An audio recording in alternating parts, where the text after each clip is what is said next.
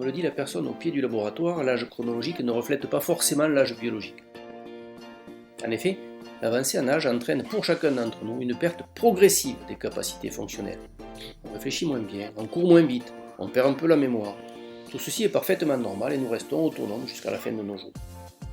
Pour certains d'entre nous, cependant, cette perte des capacités fonctionnelles s'accélère.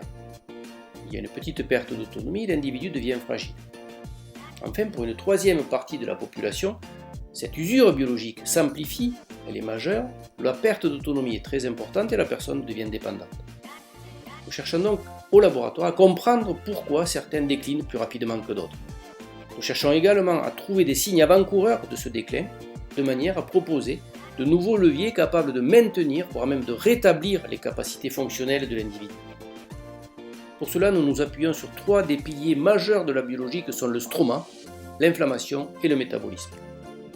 Le stroma parce qu'en fait, lorsque l'architecture et la dynamique cellulaire sont altérées, alors la réponse au stress est inefficace.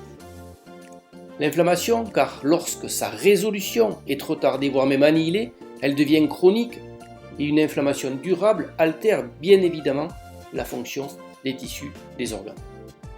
Enfin, le métabolisme, puisque lorsqu'une cellule ou un tissu n'est pas en capacité d'utiliser au mieux les substrats énergétiques, alors sa réponse est moins bonne. Tout ceci est la base de la perte de fonction liée à l'âge. Nous abordons ces questions au laboratoire à travers des modèles et à travers des outils de biologie, des modèles cellulaires, tissulaires, animaux jusqu'à l'homme, mais aussi à travers des outils de physique, de chimie, de mathématiques, d'informatique, d'imagerie, de manière à collecter un maximum d'informations dans des grandes bases de données et à traiter ces informations-là à travers l'intelligence artificielle, afin de proposer une signature biologique diagnostique, voire même prédictive, et des stratégies innovantes de prévention et thérapeutique.